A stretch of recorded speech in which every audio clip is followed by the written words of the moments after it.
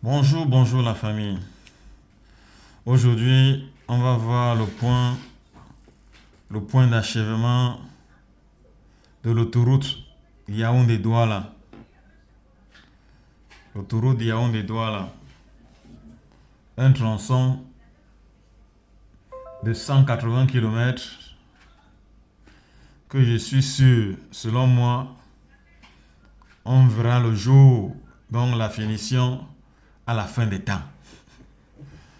Ou bien la finition se fera lorsque Jésus va revenir sur terre. Parce que il est inadmissible que jusqu'à nos jours, on parle encore de l'autoroute Douala-Yaoundé. Un premier tronçon d'autoroute que jusqu'à présent, on n'a pas encore vu le bout du tunnel, c'est-à-dire la fin. Nous avons vu avoir le ministre des Travaux publics qui dit ceci, je cite, que maintenant est arrivée la fin de la sécheresse, de la saison pluvieuse, pardon, et que voilà le début de la sécheresse, de la saison sèche, dont les travaux vont s'accélérer, comme si jamais, comme s'il y avait eu, comme s'il y avait d'abord eu quelque chose auparavant. Et donc c'est un peu ça. Si déjà sur 60 km en 6 ans, donc peut-être 7 ans,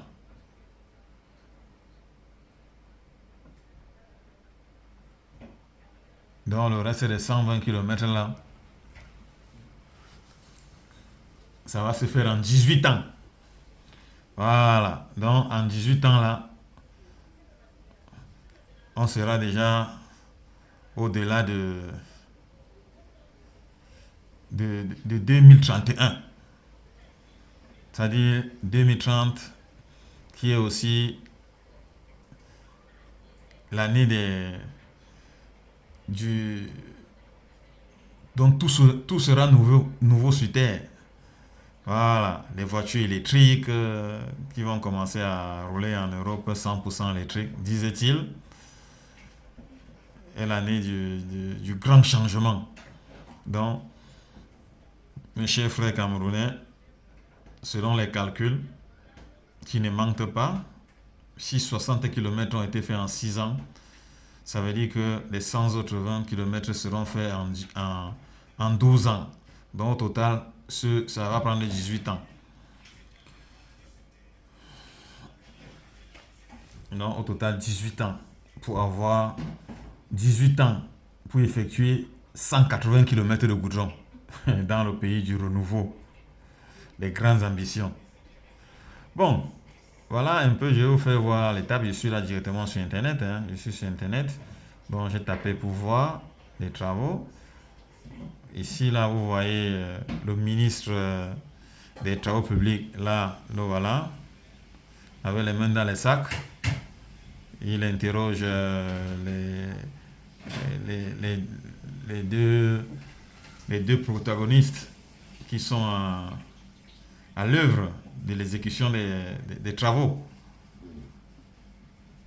Voilà, vous voyez un peu, il pose la question à savoir, mais mon gars, il demande c'est comment, hein, depuis que vous avez encaissé l'argent là, hein, nous, le budget qui était déjà annoncé, nous on s'est partagé.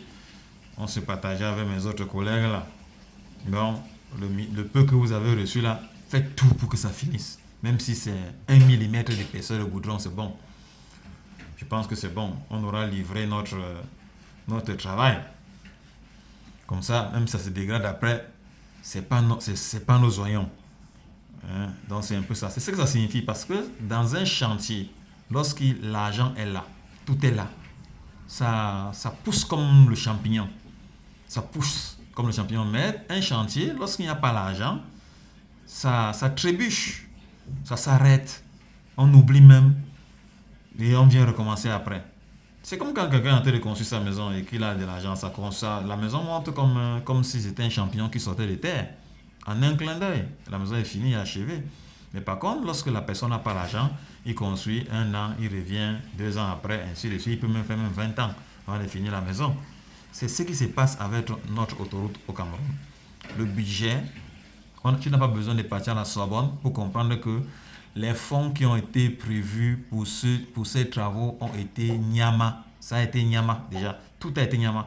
Donc c'est les miettes qui restent là maintenant et on jongle. Les entrepreneurs qui doivent exécuter les travaux, s'ils avaient perçu de l'argent, ils devaient aussi engager le personnel et acheter le matériel pour faire.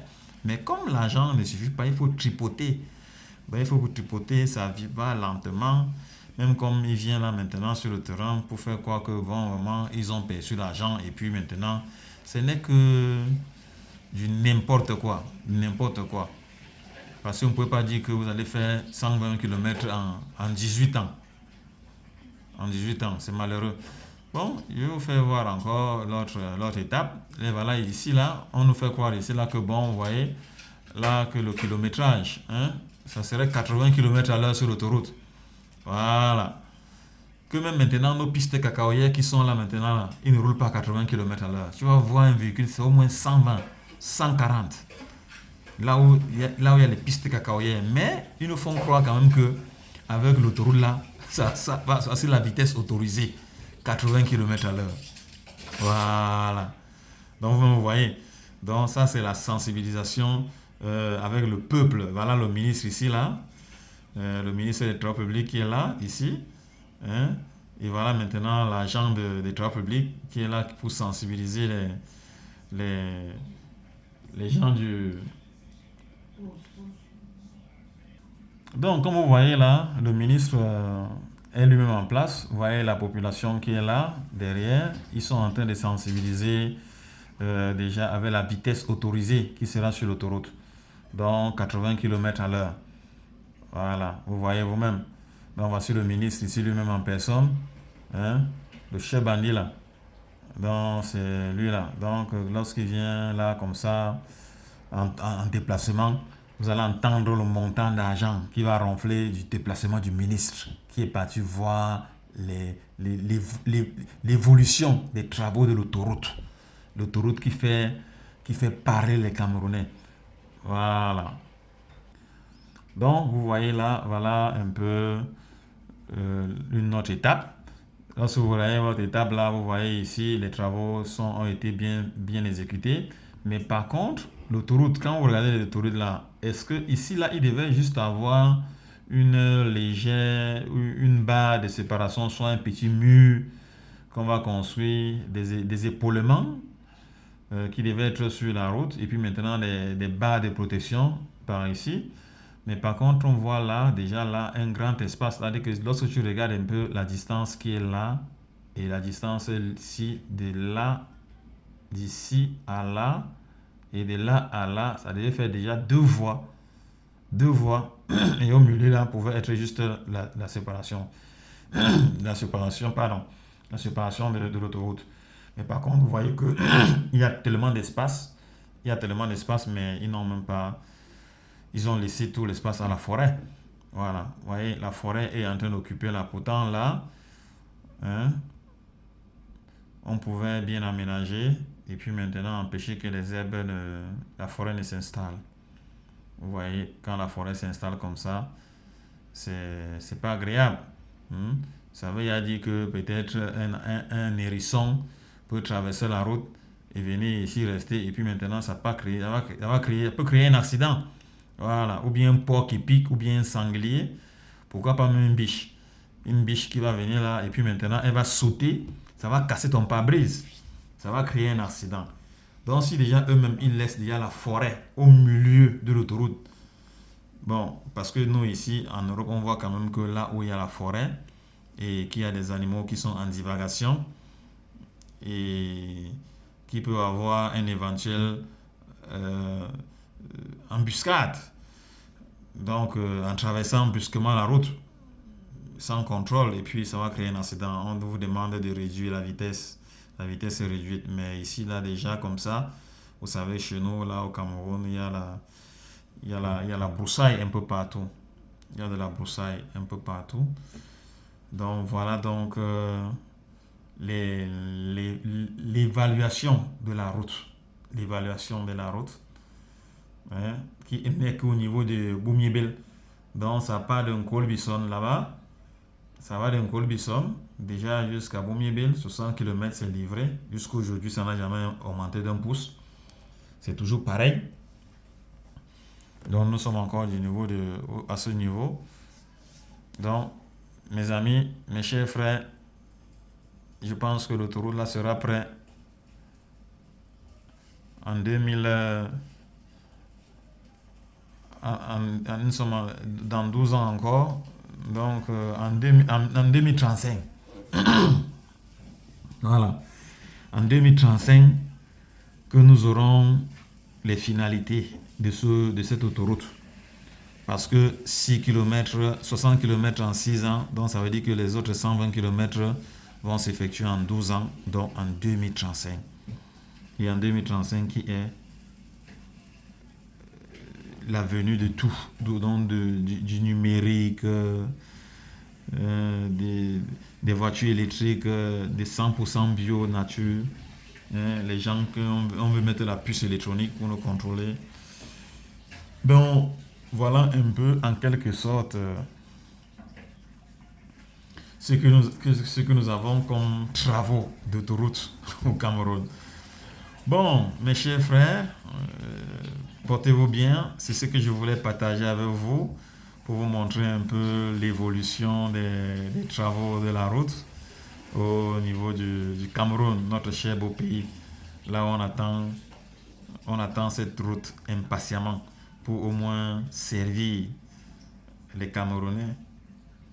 Là, au moins, ça va permettre, pas limiter les accidents, mais ça, au contraire, les accidents seront encore plus graves, mais pour raccourcir la durée du trajet. Voilà, la durée du trajet. Donc ne pensez pas, pour ceux qui pensent que quand il y aura l'autoroute là, c'est en ce moment qu'il n'y aura plus d'accidents, il faut vous détromper. Parce que ici, là, en Allemagne, là, il y a même les autoroutes à 5 voies. 5 voies. Donc, comme tout cet endroit, c'est comme ça, là, c'est une voie. Parce que ça, c'est 4 voies, déjà, avec 2 voies de sortie. Donc,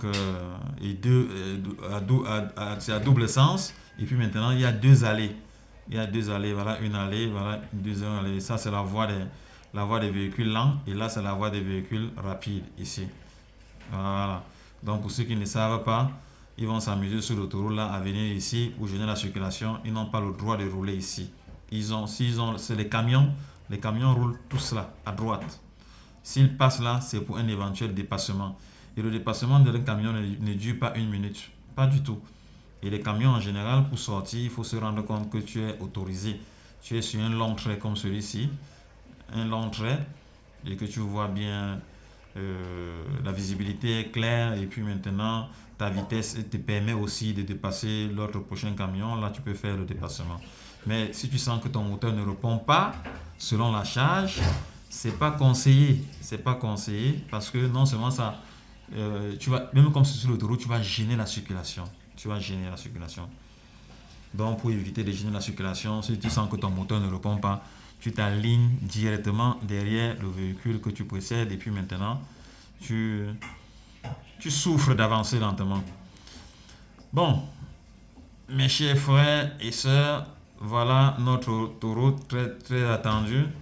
Actuellement, on nous parle de l'Asselou qui tue. L'Asselou avait les trous partout, des crevasses, hein, et il y avait des péages où on paye même quoi, je ne sais même pas ce qu'on paye. Donc, où on paye, on remercie le gouvernement d'avoir détruit nos véhicules. On paye quand même le péage pour ça. Je ne sais pas. Où on paye parce qu'on a circulé sur le goudron. Je ne sais pas. Mais par contre, les péages sont sur les routes bitumées et en bon état. Voilà. L'argent que la route perçoit, elle se fait aménager elle-même. Donc ça veut dire que si tu payes le péage, l'argent là devait servir pour entretenir l'état des routes quand c'est en mauvais état. Mais par contre, chez nous, c'est pas le cas. C'est pas le cas. Chez nous, il faut prendre l'argent pour aller faire autre chose avec. Autre chose qu'on ne voit même pas. Donc il faut prendre pour se servir. Pour aller nyama avec les petites.